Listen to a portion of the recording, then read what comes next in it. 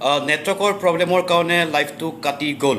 মই শ্ৰী কুলেন্দ্ৰ ৰায়চৌধুৰী চিন্ময় ৰাভাৰ অনুৰোধক্ৰমে চিন্ময় ৰাভাৰ ফেচবুক পেজত আপোনালোকৰ লগত লাইভ আহিছোঁ আৰু আপোনালোকৰ লগত দুআষাৰ কথা পাতিব বিচাৰিছোঁ।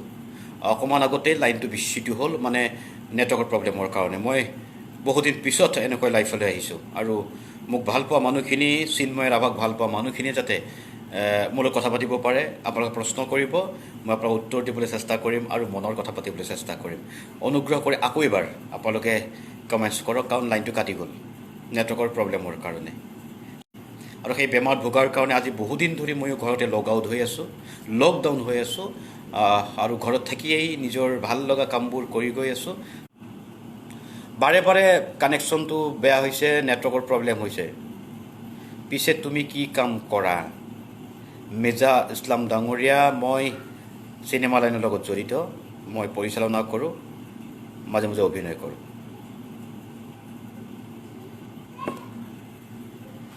আৰু এই লকডাউনৰ সময়তে নিজৰ ভাল লগা কামবোৰ কৰিছোঁ। ঘৰৰ মানুহখিনিক, ফেমিলিক টাইম দিছোঁ বহু বছৰ পিছত, আৰু বহু বছৰ পিছত এনেকৈ ঘৰত সোমাই আছোঁ। কিছুদিন পিছত, খোলাৰ পিছত আকৌ নিজৰ কৰ্মস্থলীলৈ গুচি যাম।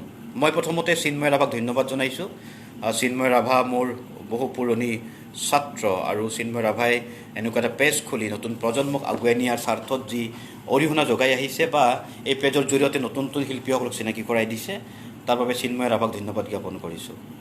চিন্ময় ৰাভাৰ লগত জড়িত, লগতে চিন্ময় ৰাভাৰ এই পেজৰ লগত জড়িত প্ৰতিগৰাকী ব্যক্তিক কমেণ্টছ কৰিবলৈ অনুৰোধ জনাইছোঁ, কথা পাতিবলৈ মন কৰিছোঁ আৰু আপোনালোকৰ খবৰ জানিব বিচাৰিছোঁ। আপোনালোকৰ খবৰ জনালে ভাল পাম।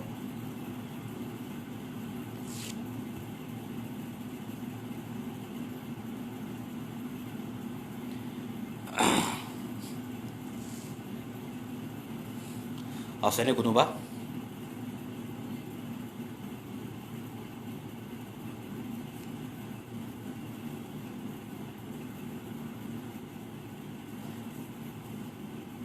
আপোনালোকক সুধিলে আপোনালোকৰ কথা পাতিবলৈ সুবিধা হ'ব।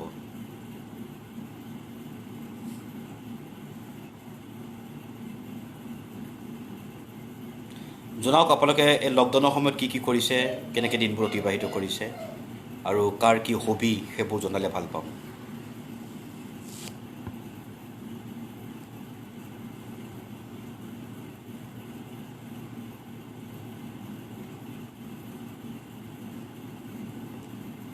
ৰাহুল ৰাভা, আপোনাৰ নাম আৰু ঠিকনাটো জনাব নেকি? ৰাহুল বি ৰাভা, মোৰ নাম শ্ৰী কুলেন্দ্ৰ ৰায়চৌধুৰী, মোৰ ঘৰ গোৱালপাৰা, থাকোঁ গুৱাহাটীত। ৰাজেশ ষ্টুডেণ্ট, হাই ৰাজেশ, হাই, তোমাৰ কথা শুনি ভাল লাগিল দাদা। মিৰ্জা ইছলাম, ধন্যবাদ মোৰ কথাখিনি শুনাৰ বাবে। তপন বৰ্মন, হেল্ল'। গৌতম তাৰা, হেল্ল'। প্ৰত্যেকৰে খবৰ জানিব বিচাৰিছোঁ। তাৰপিছত যদি কিবা সুধিবলগীয়া আছে আপোনালোকে সুধিব পাৰে, মই আপোনালোকৰ উত্তৰ দিবলৈ এই পেজৰ জৰিয়তে চেষ্টা কৰিম।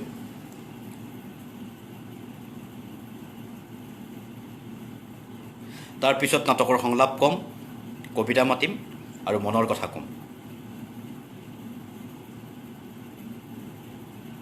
তপন বৰ্মন, আপোনাৰ খবৰ?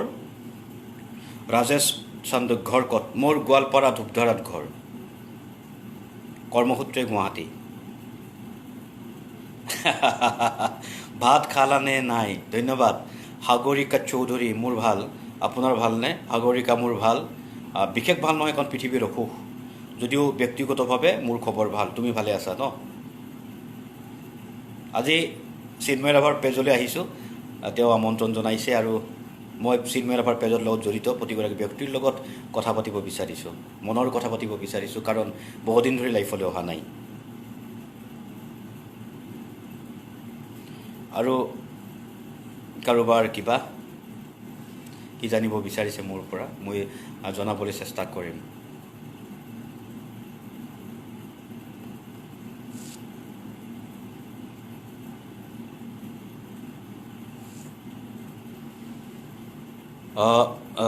ইতিমধ্যে চিন্ময় ৰাভাৰ পেজত বহুকেইগৰাকী শিল্পী তেওঁলোকৰ মনৰ কথা কৈছে, তেওঁলোকে লাইফলৈ আহিছিলে। প্ৰতিগৰাকী শিল্পীক মই শ্ৰদ্ধা আৰু মৰম জনাইছোঁ, আৰু চিন্ময় ৰাভাক ধন্যবাদ জনাইছোঁ এনেকুৱাকৈ এটা প্লেটফৰ্ম মানুহখিনিক দিয়াৰ বাবে। ৰাজেশ চন্দিক, হয়, হয় নেকি? হয় ৰাজেশ, মোৰ ঘৰ ধূপধাৰাত, কৰ্মসূত্ৰে গুৱাহাটী।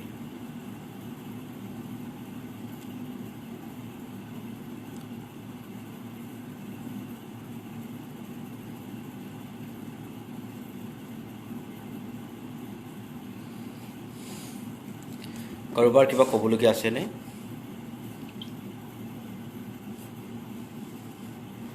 যদি কিবা সুধিবলগীয়া আছে সোধক, মই উত্তৰ দিম।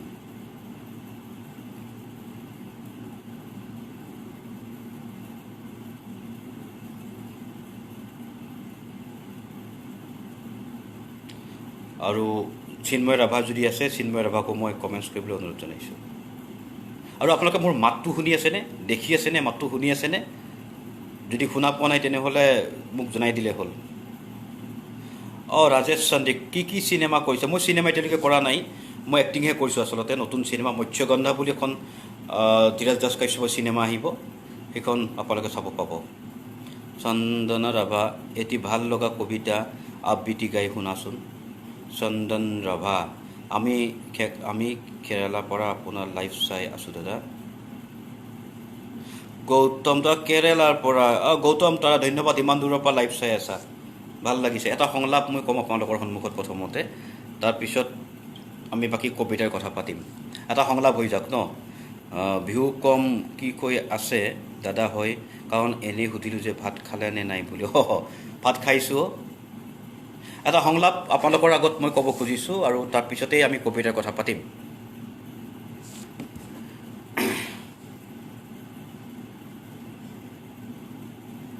এটা নাটকৰ এটা সংলাপ, এটা ডাইলগ আপোনাক ক'ব বিচাৰিছোঁ। প্ৰেম কৰিছিলোঁ, দুৰ্দান্ত প্ৰেম। চিঠিৰ পৰা আৰম্ভ কৰি সৰু নকিয়া 1100 হৈ আইফোনলৈ। য়েছ, প্ৰেম কৰিছিলোঁ, দুৰ্দান্ত প্ৰেম। চিঠিৰ পৰা আৰম্ভ কৰি সৰু নকিয়া 1100 হৈ আইফোনলৈ মই প্ৰেম কৰিছিলোঁ। পিঠিত স্কুলৰ বেগ লোৱাৰে পৰা দীঘলী পুখুৰী পাৰ হৈ ইউনিভাৰ্চিটিৰ একেবাৰে কেণ্টিনলৈ। চকুৰ পৰা শৰীৰ হৈ আত্মালৈ প্ৰেম কৰিছিলোঁ। চকুৰ পৰা শৰীৰ হৈ আত্মালৈ একেবাৰে প্ৰেম কৰিছিলোঁ। কিন্তু ভাল পোৱা যিমান গভীৰ হয়, সিমানেই বেছি অসফল হয়। অসফল, কি যে বিড়ম্বনা। এদিন চৰকাৰী চাকৰি কৰা চিনেমাৰ নায়ক সদৃশ সুদৰ্শন চেহেৰাৰ লগত এজন ল'ৰাৰ লগত তাই বিয়া হৈ গুচি গ'ল। মই এটা কথাত সন্তুষ্ট লভিছিলোঁ যে তাই সুখত থাকিব, সুখত। মই এটা কথাত সন্তুষ্টি লাভ কৰিছিলোঁ যে তাই সুখত থাকিব, সুখত। কিন্তু এই সুখৰ সূত্ৰটো যে সলনি হয় প্ৰতি মুহূৰ্তত, ইমানে তীব্ৰ বেগেৰে গতি কৰে যে আমি নিজকে সলনি কৰিবলৈ অকণমানো সুযোগেই নাপাওঁ। কিন্তু হাস্যকৰ কথাটো হ'ল এই যে সেই পুৰণি প্ৰেমৰ চেকা লাগি আজিও মই দাগী মানুহ মই। সমাজৰ দৃষ্টিত মই এজন দাগী মানুহ। ধন্যবাদ। এটা সৰু সংলাপ আপোনালোকক কৈছোঁ। বিহু কমকৈ হৈ আছে দাদা, সেইকাৰণে এনেই সুধিলোঁ যে ভাত খালে নে নাই। ধন্যবাদ। কবিতাৰ কথা কৈছিলে কোনোবাই, কবিতা এটা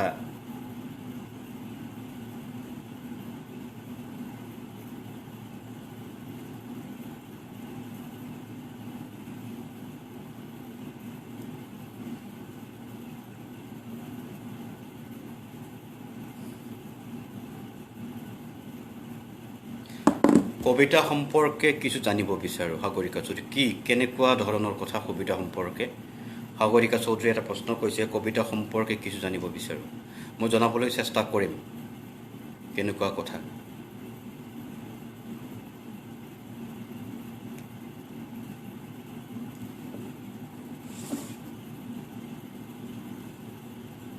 নাৰী বুলি এটা কবিতা মই আপোনালোকৰ সন্মুখত পাঠ কৰিম। ভাল লাগিল দাদা সংলাপটো, ধন্যবাদ।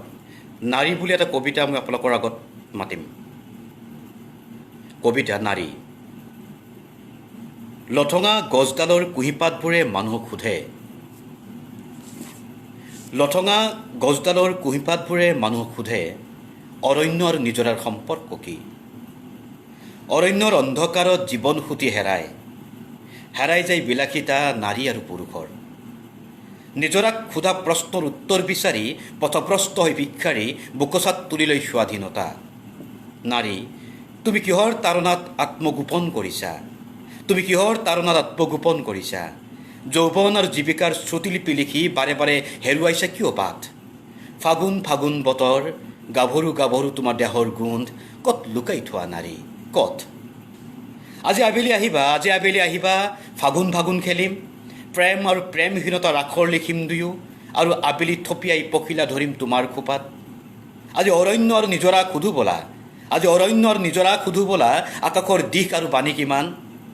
নিজৰাৰ পানী খাই অৰণ্যৰ সতে দেহ বিচাৰ গান গাম বোলা, এক হম বিলীন হম উশাসৰ সতে। ৰাণী কিয় কান্দিছা তুমি, কিয় কান্দিছা গধূলি? কি প্ৰেমৰ চাপে উশাহ চুটি কৰে তোমাৰ যৌৱন ফুলীয়া হাঁহিত? যি হাঁহিত লুকাই থাকে শত শত বীৰৰ জীয়াই থকাৰ কৌশল আৰু গাত পাতি লয় জয়ৰ হেঙুলীয়া সূৰ্য। আহা নাৰী আহা, আকৌ এবাৰ বিনা দ্বিধাই সাগৰক সোধো, গভীৰৰ পৰা গভীৰতালৈ কিমান যোজন বাট, কিমান যোজন বাট। যি বাটত খোজ ৰৈ গৈছিল পিছৰি নপৰা নাবিকৰ, নাৰী কান্দোনৰ আকাৰ আৰু ওজন কিমান। যি কান্দোনে আকাশ ক'লা কৰে, যি কান্দোনত চুবুৰীয়া চৌকাত জুই নজ্বলে, যি কান্দোনত দেউতাৰ ভৰিৰ মাটি খহে, সেই নাৰী ৰঙা ৰঙা তেজবোৰ আমাৰ আইৰ পিতাইৰ, আৰু ক'লা ক'লা ৰংবোৰ আইৰ বুকুৰ গাখীৰ, আৰু ভগা চিগাহাৰবোৰ আমাৰ ককাৰ। আৰুনো কি বাকী থাকিল ৰাণী, সকলো দেখোন নিমিষতে চাৰখাৰ। নতুন কবিতা।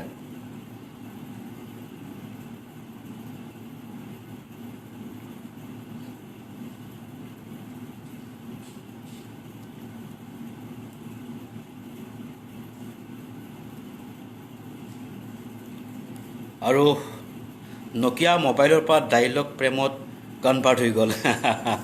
অঁ, নকিয়া মোবাইলৰ পৰা গুৱাহাটী ইউনিভাৰ্চিটিলৈকে প্ৰেম কৰিছিলোঁ। এইটো সংলাপ আচলতে। থেংক ইউ যিসকলে সংলাপ শুনিলে। কবিতা সম্পৰ্কে কি জানিব বিচাৰিছিলে সাগৰিকা চৌধুৰীয়ে, মই জনাবলৈ চেষ্টা কৰিলোঁহেঁতেন।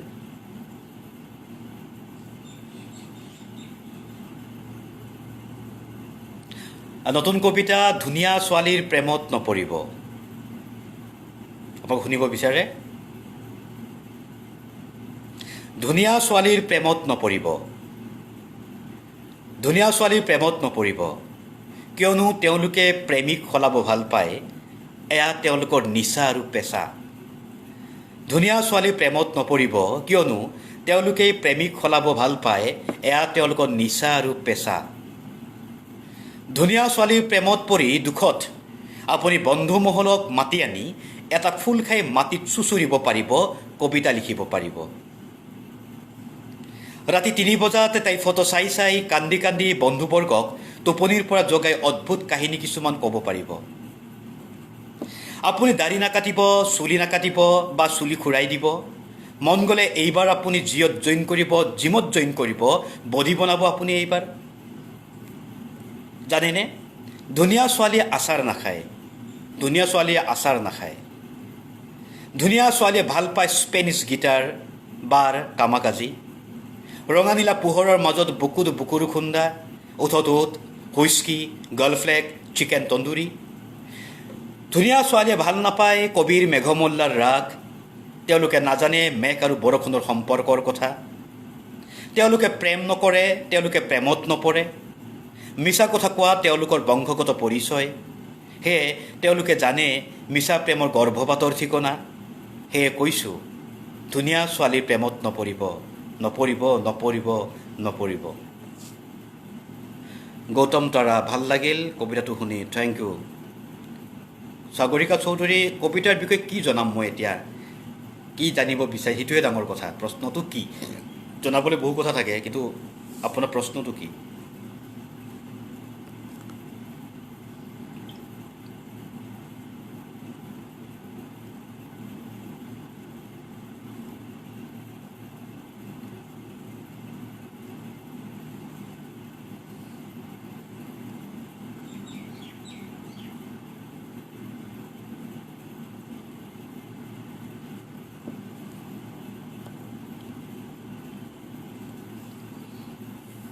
আপোনালোকৰ মাজলৈ আহিছোঁ, আপোনালোকৰ মাজত কথা পাতিবলৈ আহিছোঁ। কওক, আপোনালোকৰ খবৰ কওক, কি কৰি আছে, কেনেকৈ দিনবোৰ অতিবাহিত কৰিছে? মই পাবজি খেলিম দাদা, কিন্তু ধুনীয়া ছোৱালীৰ প্ৰেমত নপৰিম। Thank U.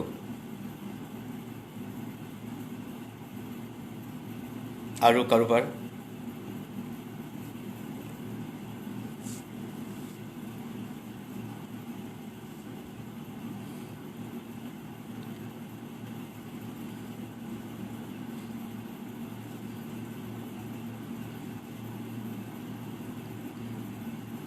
অভিৰাজ ৰান্ধুং ৰাভা ভাল লাগিছে দেই সঁচাকৈ ধন্যবাদ ভাল লগাৰ বাবে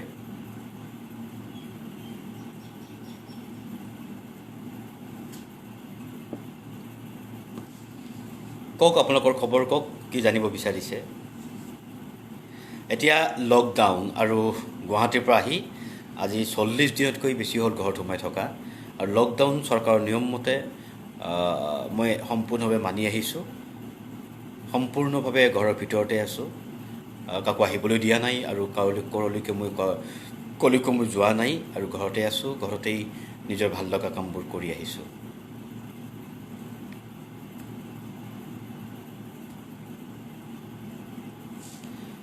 আপুনি কবিতা কেনেকৈ লিখে মানে আপোনাৰ ভাৱধাৰাখিনি জানিব বিচাৰোঁ আচলতে আনে কেনেকৈ কবিতা লিখে সেয়া মই নাজানো সাগৰিকা চৌধুৰী কিন্তু মই কবিতা নিলিখোঁ কবিতাই মোক ইন্ধন যোগায় যে মই কিবা এটা সৃষ্টি কৰিব লাগে আৰু তেতিয়াই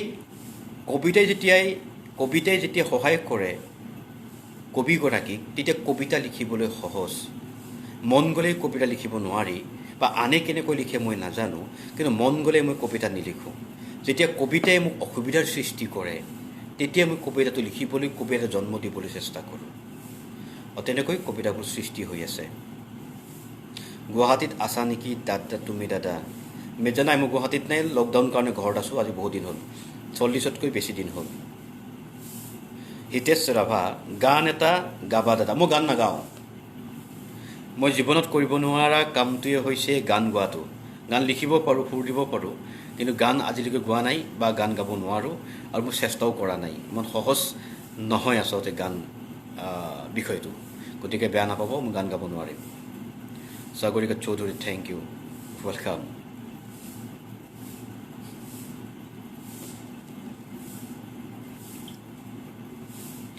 জবৰদস্ত বুলি মোৰ এটা কবিতা আছে জবৰদস্ত প্ৰেমত পৰিছোঁ সেইটো মই আপোনালোকৰ ওচৰত পাঠ কৰিম পিছত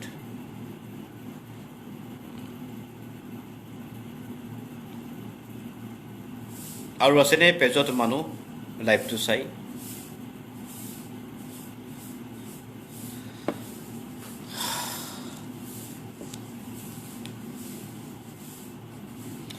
নতুন প্ৰজন্মক আগবঢ়াই নিয়াৰ স্বাৰ্থত অসমৰ বিভিন্ন প্ৰান্তত মই ঘূৰিছোঁ গতিকে নতুন প্ৰজন্মখিনি ওলাই আহিব লাগে ওলাই আহিলে ভাল পাওঁ আচলতে নতুন প্ৰজন্ম বিৰাট প্ৰয়োজন হৈছে নতুন নাট্যকাৰৰ প্ৰয়োজন হৈছে নাটকত নতুন অভিনেতা অভিনেত্ৰীৰ প্ৰয়োজন হৈছে নতুন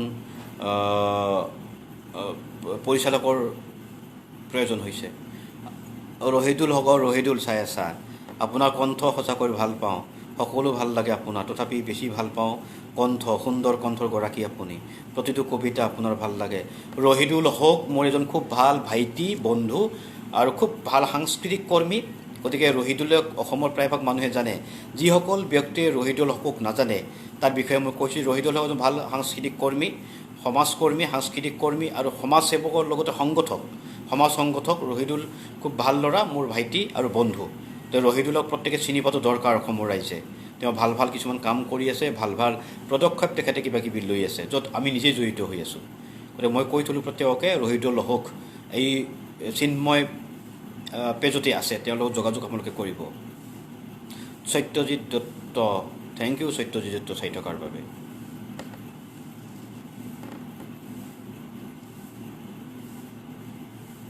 সত্য লখিমপুৰৰ ই মোৰ ভাইটি হয় সত্যজিৎ ভাল ল'ৰা খুব মোৰ ভাইটি ধন্যবাদ চাই থকাৰ বাবে পৰিৰ খবৰ কি পৰিও চাই আছে নেকি গোটেই অনুষ্ঠানটো ঘৰুৱা হৈ যাওক ভাল হওক পৰিৱেশটো পৰিও আছে নেকি লগত চিন্ময় ৰাভা আছে নাই লাইফত তেতিয়া চিন্ময় ৰাভা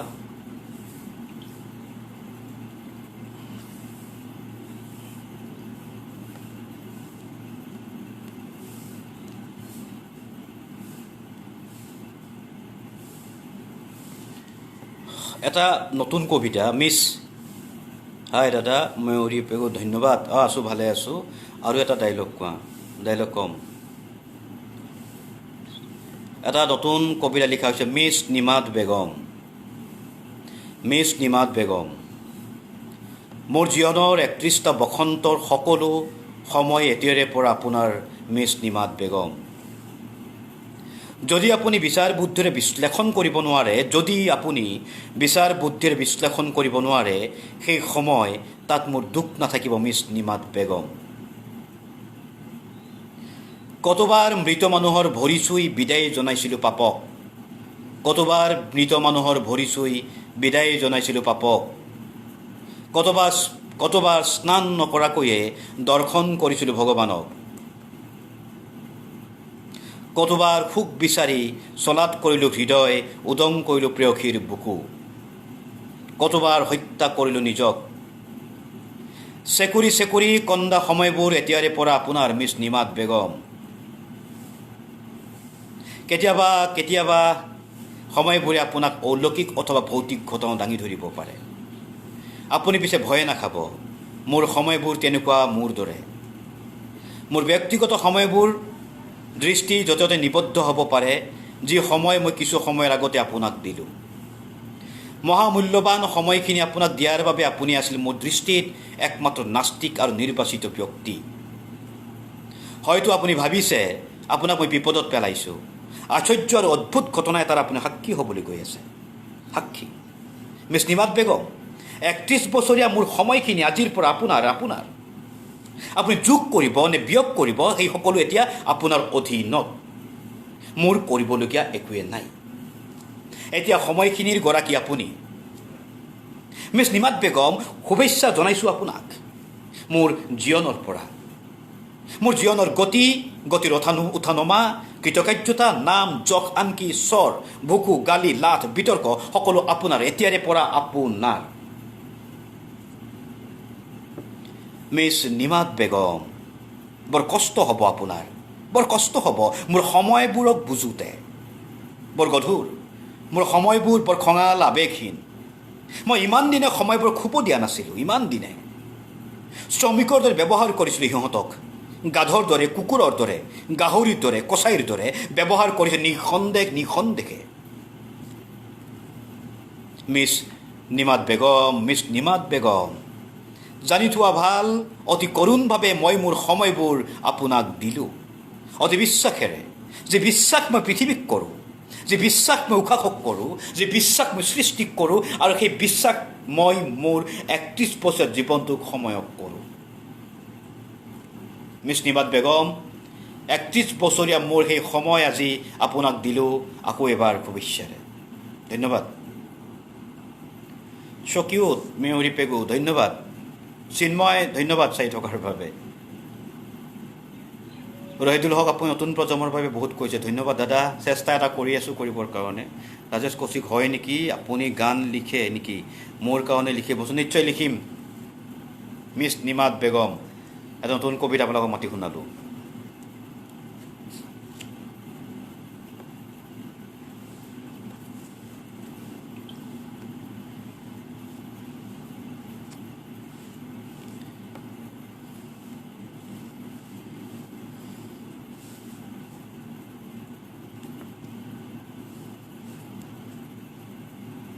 আৰু কোনোবা কিবা ক'ব?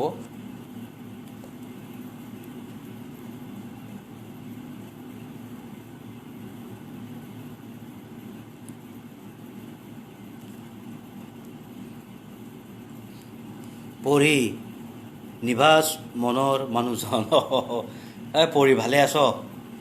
আহি গ'লি তয়ো লাইনত, সত্য লৈ আহিলে। পঢ়ি আছে কলিতা মোৰ ভনী। মিছ নিমাত বেগম মাতিলোঁ। দাদা মিছো সত্য যাম ৰ কিছুদিন পিছত, গৈ আছোঁ, জ্বলাব লাগিব। গানৰ লিৰিক্স লিখা নেকি তুমি? দাদা গানৰ লিৰিক্স মাজে মাজে লিখোঁ। এতিয়া ঘৰত কিছু সময়ত লিখি আছোঁ কিবা কিবি।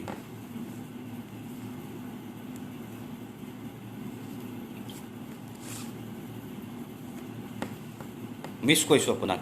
পঢ়ি তোৰ বাবে মই এটা ডাইলগ মাতি দিছোঁ ৰ। শুনিবি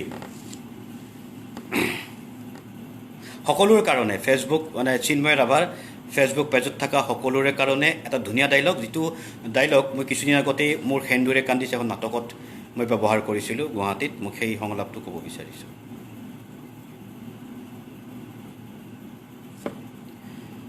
কাহানিও দেৱদাস হ'ব খোজা নাছিলোঁ ভট্টদা, কাহানিও দেৱদাস হ'ব খোজা নাছিলোঁ,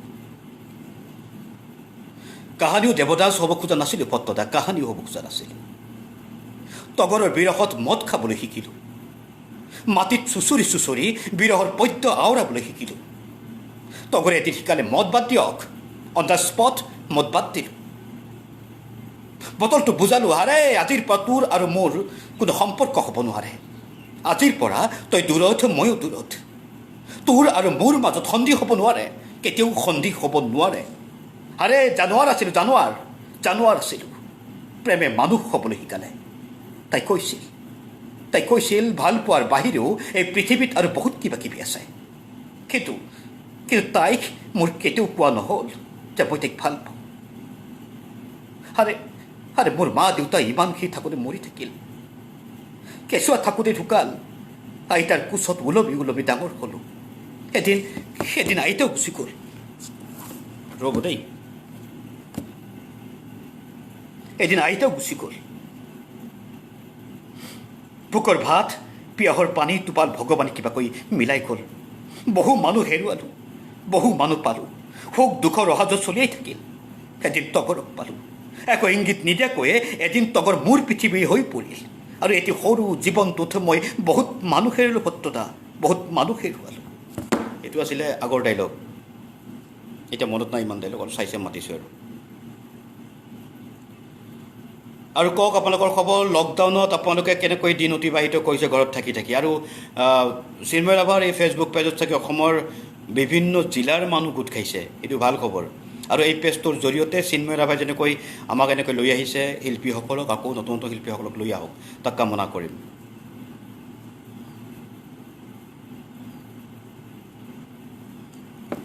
আৰু কোনোবা আছেনে লাইনত?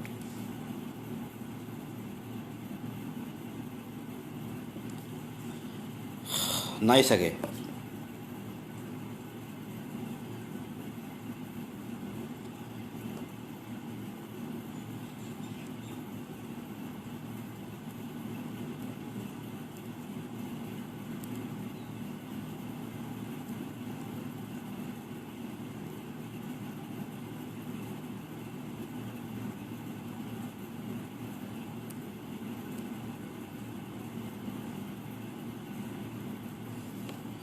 Thank you so much.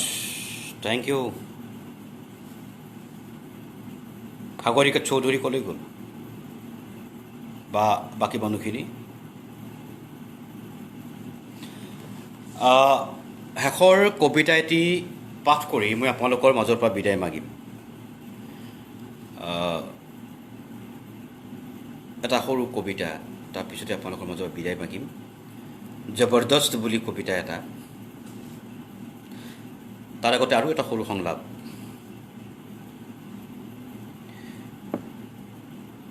প্ৰেম বিয়া এইবোৰ কোনো ধেমালিৰ বস্তু নহয় যে আজি মন গ'ল খেলিলোঁ আৰু ভাগৰ লাগিল আমি আঁতৰি আহিলোঁ। প্ৰেম বিয়া এইবোৰ কোনো ধেমালিৰ বস্তু নহয় যে আজি মন গ'ল আমি খেলিলোঁ আৰু ভাগৰ লাগিল আমি আঁতৰি আহিলোঁ। প্ৰেম মানে হৈছে ত্যাগ, প্ৰিয়জনৰ বাবে দিয়া। তুমি পাৰিবা ত্যাগ কৰিবলৈ?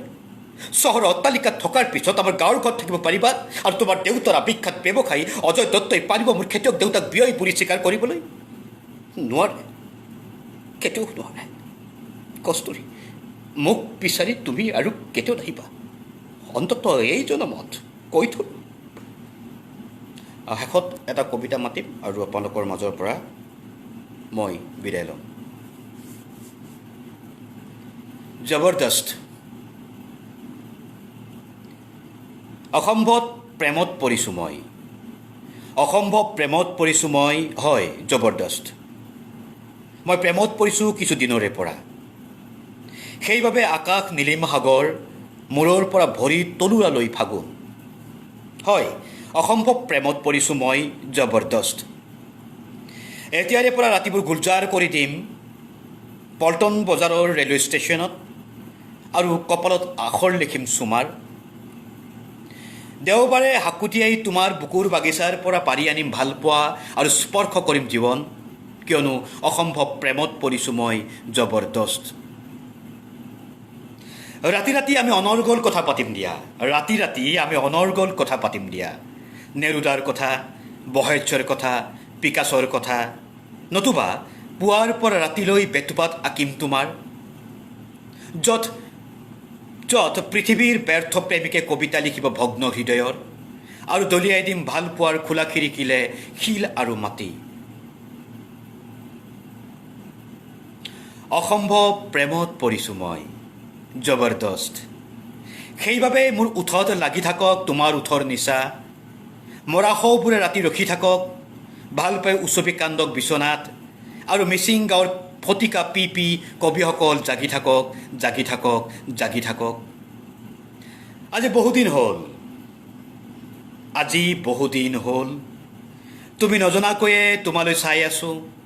উপহাৰ ৰাখিছোঁ কাগজৰ নাও, এৰি দিবা ডুঙা ডুঙা পানীত, আৰু কৈ যাবা ভাল পোৱা ভাল লগা দিনবোৰত তোমাৰ ঠিকনা, কিয়নো অসম্ভৱ প্ৰেমত পৰিছোঁ মই জবৰদস্ত।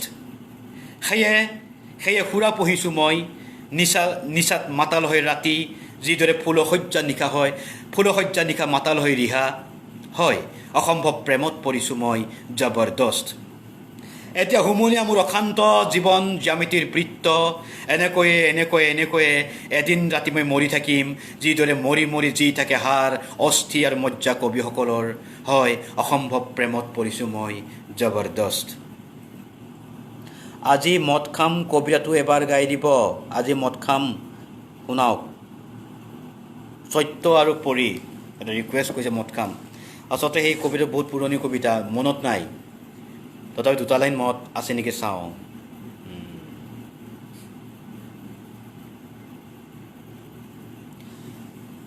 আজি মদ খাম পাৰ্মিশ্যন জানো লাগিব তোমাৰ?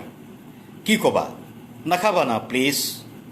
থেট চালা, বিৰাট এটা ফাঁকি। আজি মদ খাম, মদৰ ৰাগীত চানমাৰি যাম, নতুবা জালুকবাৰীৰ গেটত ৰৈ থাকিম, অশ্লীল হ'ম, ভাল লাগিব মোৰ, খং উঠিব তোমাৰ। আজি হেঁপাহ পলুৱাই মদ খাম, এই গভীৰ সিদ্ধান্ত কেৱল আপোনাৰ বাবে, কেৱল তোমাৰ বাবে। কচাই আৰু তোমাৰ মাজত কোনো পাৰ্থক্য নাই, কচাই আৰু তোমাৰ মাজত কোনো পাৰ্থক্য নাই, কচাই নাকান্দে তোমাৰ দৰে। আজি মদ খাম, পাৰ্টি দিম লগৰবোৰক, চিকেন তন্দুৰীৰ সৈতে ফুল তিনিপা, তাৰ পিছতো তোমাৰ হৃদয়ে নাকান্দিব। আজি মদ খাম, খবৰটো পাই তুমি হাঁহিবা, কেৱল হাঁহিবা আৰু ক'বা আৰু এজন মদাহী হ'ল। তাৰপিছত পাহৰিলোঁ কবিতাটো, বহুত পুৰণি কবিতা, চ' আই এম চৰি, গোটেই কবিতাটো মনত নাই। আৰু মদ খাম কবিতাটো অসমৰ ৰাইজে আঁকোৱালি লৈছিল, গতিকে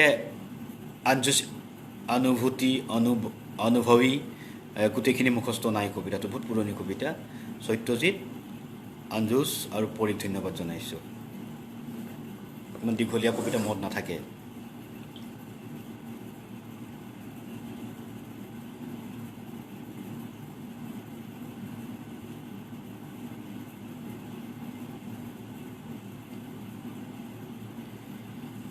আৰু কাৰোবাৰ কিবা ক'বলগীয়া আছে, সুধিবলগীয়া আছে?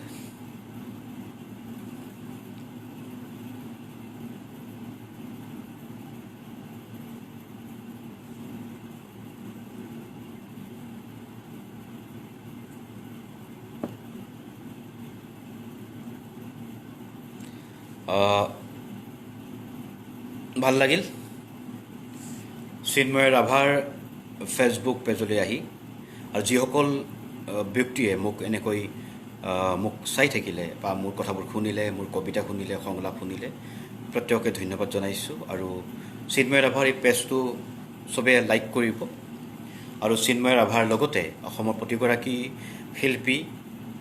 শিল্পক ভাল পোৱা, সাংস্কৃতিক ভাল পোৱা ইজনে সিজনৰ লগত হাতে হাত ধৰি যিসকলে মোক সময় দিলে, যিসকল ব্যক্তিয়ে মোক চাই থাকিলে, মোৰ কথাবোৰ শুনিলে, কবিতা শুনিলে, তেওঁলোকক ধন্যবাদ জ্ঞাপন কৰিছোঁ। চিন্ময় ৰাভাক মই চিন্ময় ৰাভাক মই সৰুতে লগ পাইছিলোঁ আৰু চিন্ময় যে ডাঙৰ হ'ল চিন্ময় ৰাভা নামেৰে এই ফেচবুক পেজটো খুলিছে চিন্ময়ক আগুৱাই নিয়াৰ বাবে আপোনালোকৰ ওপৰত অধিকাৰ আছে চিন্ময় ৰাভা আগুৱাই লৈ যাওক আৰু লগতে অসমীয়া সাহিত্যত অসমীয়া সংস্কৃতিত আপোনালোকে নিজৰ নিজৰ বৰঙণিসমূহ আগবঢ়াই যাওক ধন্যবাদ প্ৰত্যেককে আৰু আপোনালোকৰ পৰা বিদায় মাগিছোঁ কুলেন্দ্ৰ ৰায়চৌধুৰীয়ে যদি কিবা ভুল দোষ কৰিছোঁ তাৰ বাবে ক্ষমা খুজিছোঁ আৰু আপোনালোকৰ পৰা মৰম চেনেহ বিচাৰি মই মোৰ ফেচবুক লাইভৰ পৰা মই বিদায় মাগিব খুজিছোঁ অনাগত দিনত যদি সময় হয় মই আপোনালোকৰ মাজলৈ আকৌ আহিম প্ৰত্যেককে ধন্যবাদ চেল